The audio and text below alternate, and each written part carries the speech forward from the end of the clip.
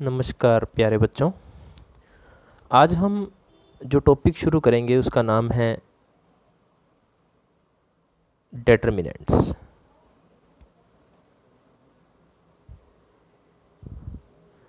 प्यारे बच्चों, इस टॉपिक को शुरू करने से पहले हम मैट्रिक्स जो कि हमने अब तक पढ़ा और डेटर्मिनेंट्स जो कि हमें अब पढ़ना है, इन दोनों में डिफरेंस क्लियर करेंगे।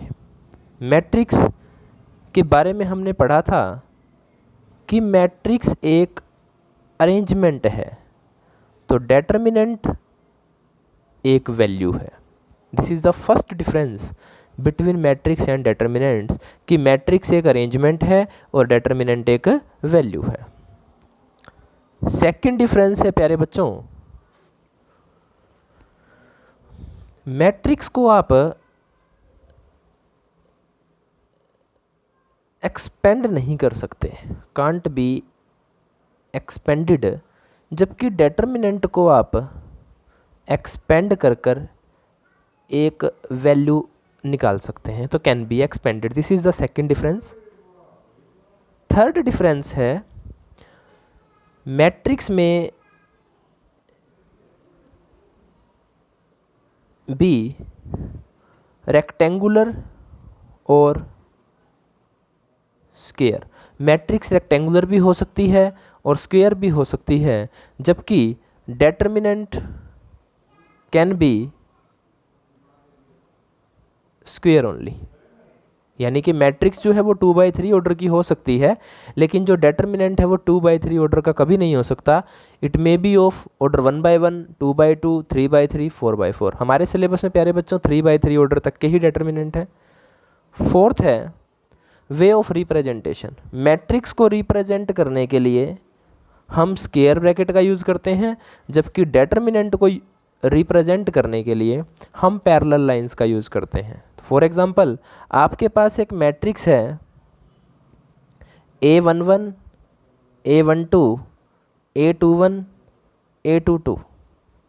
अगर आप इसी मैट्रिक्स को डेटर्मिनेंट की फॉर्म में कन्वर्ट करना चाहेंगे तो it may be A11, A12, A21, A22।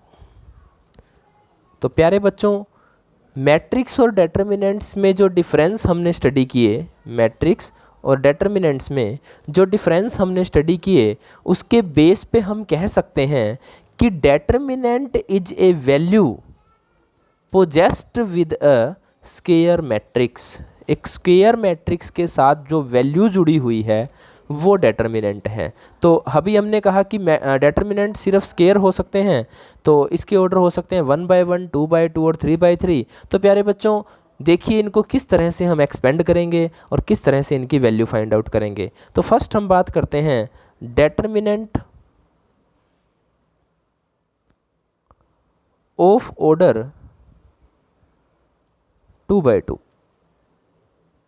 अगर मैं बात करूं 1/1 ऑर्डर की, तो मान लीजिए ये डेटर्मिनेंट है आपके पास, तो यही इसकी वैल्यू होगी। तो 1/1 में क्योंकि आपको पता है कि इसमें एक ही एलिमेंट होगा, तो वही इसकी वैल्यू होगी जो भी ये एलिमेंट होगा। अब हम बात करते हैं बच्चों डेटर्मिनेंट ऑफ ऑर्डर 2/2। तो मान लीजिए आपके पास A11, A12, A21, A22 ये एक डेटर्मिनेंट है। इसकी वैल्यू फाइंड आउट करने के लिए बच्चों हम क्रॉस मल्टीप्लिकेशन मेथड का यूज़ करते हैं। क्रॉस मल्टीप्लिकेशन मेथड कैसे? देखिए, सबसे पहले हम इन दोनों एलिमेंट्स की मल्टीप्लिकेशन करेंगे, तो A11 into A22। Now minus इन दोनों एलिमेंट्स की हम इसको मैं रेड लाइन से रिप्रेजेंट कर देता हूं बच्चों।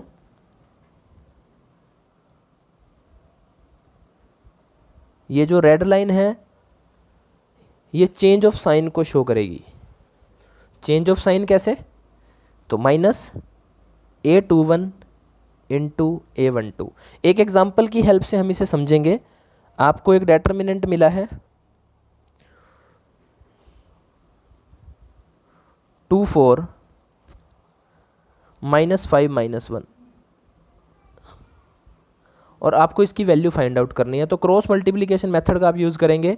सबसे पहले आप इस एलिमेंट को इससे मल्टीप्लाई करेंगे, तो 2 को -1 से मल्टीप्लाई करेंगे, -2, बीच में जो साइन है वो माइनस का रहेगा।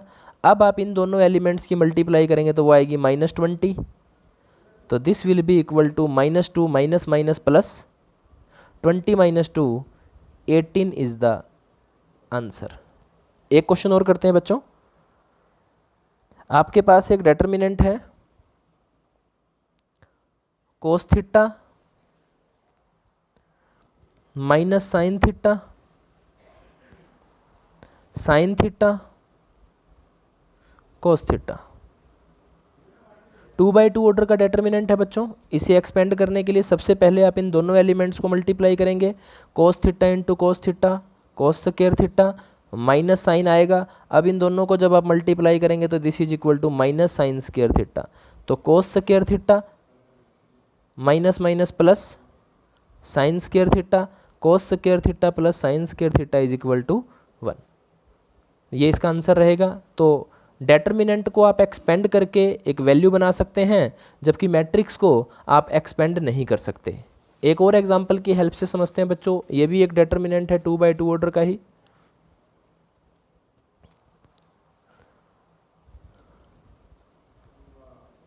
X square minus x plus 1, x minus 1, x plus 1, x plus 1। वही सेम रूल रहेगा बच्चों।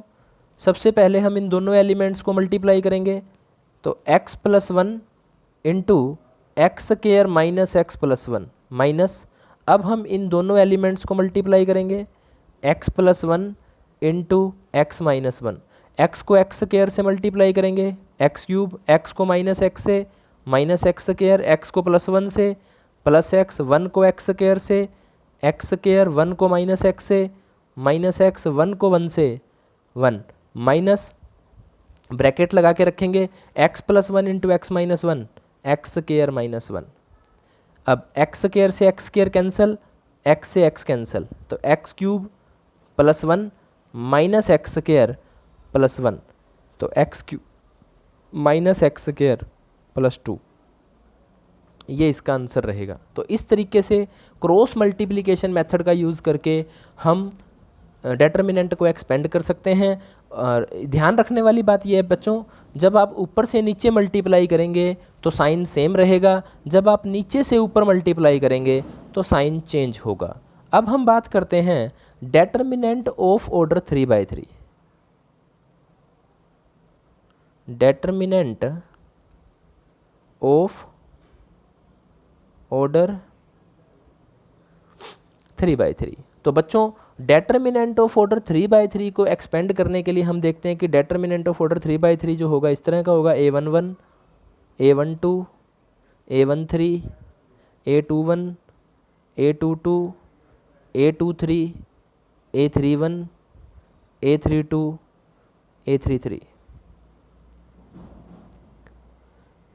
इस डेटर्मिनेंट में बच्चों 3 रो हैं और 3 कॉलम हैं, और हम इसको 6 तरीके से एक्सपेंड कर सकते हैं। हम इसे R1 के अलोंग एक्सपेंड कर सकते हैं, R2 के अलोंग एक्सपेंड कर सकते हैं, R3 के अलोंग एक्सपेंड कर सकते हैं, C1 के अलोंग एक्सपेंड कर सकते हैं, C2 के अलोंग एक्सपेंड कर सकते हैं, C3 के अलोंग भी एक्सपेंड कर सकते हैं। तो देखिए, जब मैं इसको R1 के अलोंग एक्सपेंड करना चाहूँ तो एक्सपेंडिंग अलोंग R1, तो R1 का फर्स्ट एलिमेंट क्या है बच्चों, a11 इंटू, अब ये एलिमेंट जिस रो में और जिस कॉलम में लाई करता है आप उन्हें छोड़ दीजिए। कैसे, देखिए ये 1 फर्स्ट रो में लाई करता है तो मैंने फर्स्ट रो को छोड़ दिया, फर्स्ट कॉलम में लाई करता है तो मैंने फर्स्ट कॉलम को छोड़ दिया। अब आपको क्या नज़र आ रहा है, a22, a23, a32, a33, तो उसे आप यहाँ लिख दीजिए, a22, a23, a32, a33। अब सेकंड एलिमेंट क्या है, A12।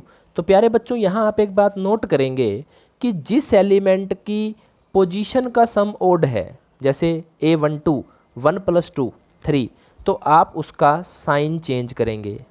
अगर ये एलिमेंट प्लस है तो यहाँ माइनस आएगा, अगर ये एलिमेंट माइनस है तो यहाँ प्लस आएगा। इस बात को एक एग्जांपल की हेल्प से हम बहुत अच्छे तरीके से समझेंगे। अभी के लिए एक बार रूल समझें। A12, अब A12 एलिमेंट जिस रो में, यानी कि फर्स्ट रो में लाई करता है तो फर्स्ट रो को छोड़ दीजिए, और सेकंड कॉलम में लाई करता है बच्चों तो सेकंड कॉलम को छोड़ दीजिए। अब जो एलिमेंट आपको नजर आ रहे हैं A21 A23 A21 A23 A31 A33 A31 A33, उन्हें आप यहाँ लिख लीजिए। देखिए उसके बाद थर्ड एलिमेंट क्या है बच्चों, A13 13, तो 13 में जब आप एलिमेंट का सम करेंगे तो 1 + 3 4, 4 जो कि इवन है इसलिए साइन चेंज नहीं होगा। A13 अगर ये पॉजिटिव है तो पॉजिटिव आएगा, नेगेटिव है तो नेगेटिव आएगा। अब बच्चों A13 में आप फर्स्ट रो और थर्ड कॉलम को छोड़ दीजिए, तो आपको क्या नज़र आ रहा है, A21 A22 A21 A22 A31 A32। अब आपको क्या करना है, जो आपके पास ये 2x2 ऑर्डर के डेटर्मिनेंट हैं उनको इसी तरीके से जो आपने पीछे जो मेथड पढ़ा है 2x2 ऑर्डर के डेटर्मिनेंट को एक्सपेंड करने का, उसी हेल्प से इसको आप एक्सपेंड कीजिए, मल्टीप्लाई करके ऐड कीजिए, जिससे आप इसको एक्सपेंड कर पाएंगे। मान लीजिए आप इसी को R2 की हेल्प से एक्सपेंड करना चाहें तो आपको इस एलिमेंट का और इस एलिमेंट का साइन चेंज करना होगा, क्योंकि इनकी पोजीशन का सम ओड है। अगर आप इसको R3 से एक्सपेंड करेंगे तो आपको इसकी साइन चेंज करना होगा। R1 में आपने इसका साइन चेंज किया था, C1 में आप इसका चेंज करेंगे, C2 में इन दोनों का साइन चेंज करेंगे, C3 में इसका साइन चेंज करेंगे, बाकी सब सेम रहेगा। कैसे, एक एग्जाम्पल की हेल्प से हम इसे समझेंगे। देखिए एक एग्जाम्पल है हमारे पास, इवेल्युएट द डेटर्मिनेंट 3 - 1 - 2 3 - 1 - 2 0 0 - 1 0 0 - 1 3 - 5 0 3 - 5 0। तो देखिए हम इसे एक्सपेंड करते हैं। प्यारे बच्चों हम इसको दो तरीके से एक्सपेंड करेंगे, एक्सपेंडिंग अलोंग R1, और किसी और रो या किसी और कॉलम से भी हम इसे एक्सपेंड करेंगे, ताकि हम ये चेक कर सकें कि जब हम किसी एक डेटर्मिनेंट को अलग अलग तरीके से एक्सपेंड करते हैं आंसर सेम आएगा या अलग अलग। वैसे आंसर सेम ही आएगा, लेकिन हम वेरीफाई करेंगे। देखिए R1 का फर्स्ट एलिमेंट क्या है, 3। अब 3 को छोड़ दीजिए, ये जिस रो और जिस कॉलम में लाई करता है उसको छोड़ दीजिए। 0 - 1 - 5 0 0 - 1 - 5 0। नेक्स्ट एलिमेंट है प्यारे बच्चों -1, इसका साइन चेंज होगा क्योंकि इसकी पोजीशन का सम ओड है। आप नोट करें कि इन 4 एलिमेंट्स का साइन चेंज होगा, बाकी पांचों एलिमेंट का साइन एज इट इज़ रहेगा, बाकी इन 4 एलिमेंट का साइन चेंज होगा। या आप यूँ भी समझ सकते हैं इसे कि जो इस क्रॉस में आएगा उसका साइन चेंज नहीं होगा। क्रॉस का मतलब नहीं होगा, बाकी चारों एलिमेंट का साइन चेंज होगा। तो देखिए -1 का साइन चेंज होकर +1 हो जाएगा। अब -1 जिस रो में और जिस कॉलम में लाई करता है उसको छोड़ दीजिए। 0 - 1 3 0। नेक्स्ट -2, क्योंकि इस एलिमेंट की पोजीशन का सम 1 3 है, 1 3 का जो सम है वो 4 रहेगा, 4 है तो इसका साइन चेंज नहीं होगा, तो -2 था, यहाँ -2 ही आएगा। इस रो को छोड़ दीजिए, इस कॉलम को छोड़ दीजिए। 0 0 3 - 5। अब 3 × इसको 2x2 ऑर्डर के डेटर्मिनेंट को एक्सपेंड कीजिए। 0 × 0 0। अब वैसे तो इन दोनों की मल्टीप्लिकेशन +5 आएगी, लेकिन क्योंकि जब आप नीचे से ऊपर मल्टीप्लाई करते हैं तो साइन चेंज करेंगे, इसलिए -5 +1। 0 × 0 0। वैसे तो इन दोनों की जो मल्टीप्लिकेशन है वो -3 रहेगी, लेकिन जब आप नीचे से ऊपर मल्टीप्लाई करेंगे तो साइन चेंज होगा, +3 -2। 0 × -5 0 -0। 3 × -5 +1 × 3 -2 × 0। 3 into -5 -15 plus 3 into 1 3, 2 into 0 0, -15 plus 3 -12 is the answer. प्यारे बच्चों, अगर मैं इसी डेटर्मिनेंट को देखिए, अगर मैं इसी डेटर्मिनेंट को फर्स्ट कॉलम से एक्सपेंड करूं, एक्सपेंडिंग अलोंग फर्स्ट कॉलम, तो फर्स्ट कॉलम का फर्स्ट एलिमेंट क्या है 3। इस रो को और इस कॉलम को छोड़ दीजिए, 0 -1 -5 0।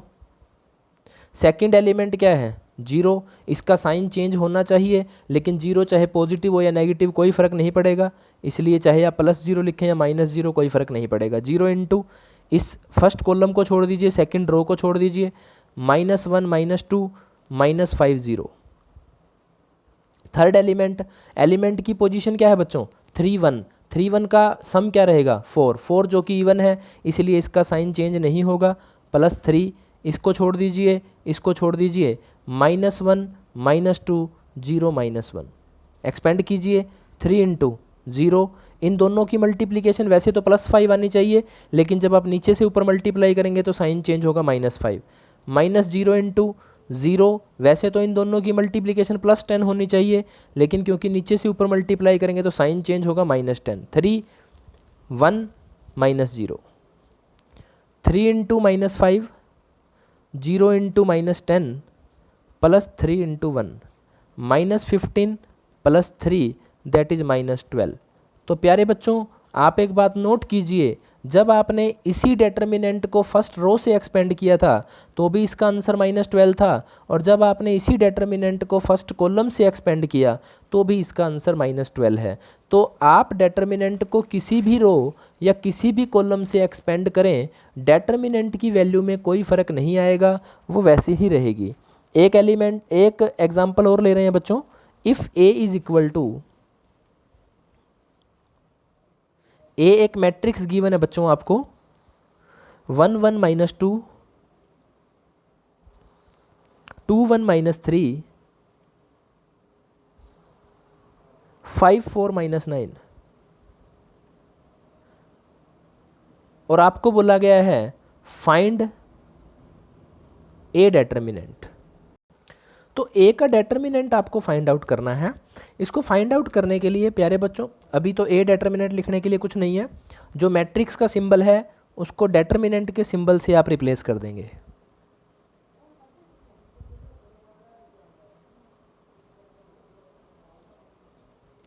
अब किसी भी रो या किसी भी कॉलम से हम इसको एक्सपेंड कर सकते हैं। हम फिलहाल इसको फर्स्ट रो से एक्सपेंड करेंगे। एक्सपेंडिंग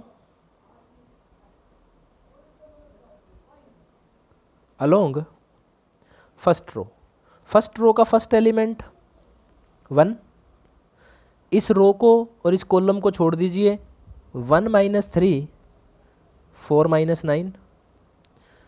सेकेंड एलिमेंट का साइन चेंज होगा यानी -1। इस रो को और इस कॉलम को छोड़ दीजिए, यानी कि 2 -3 5 -9।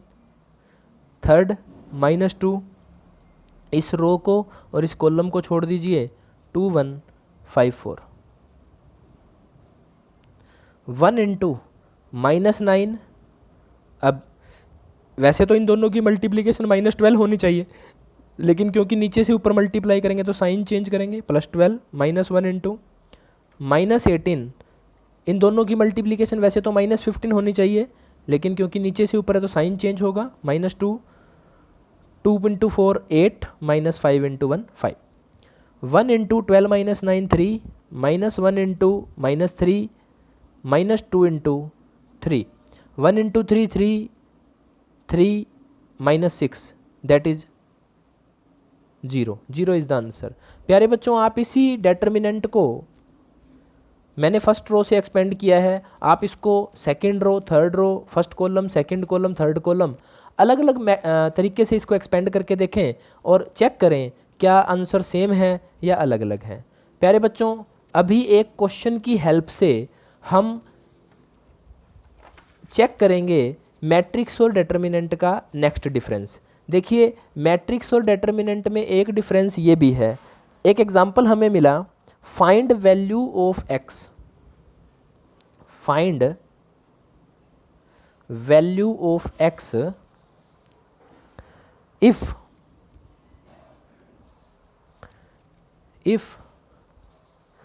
2451 is equal to 2x 4 6x,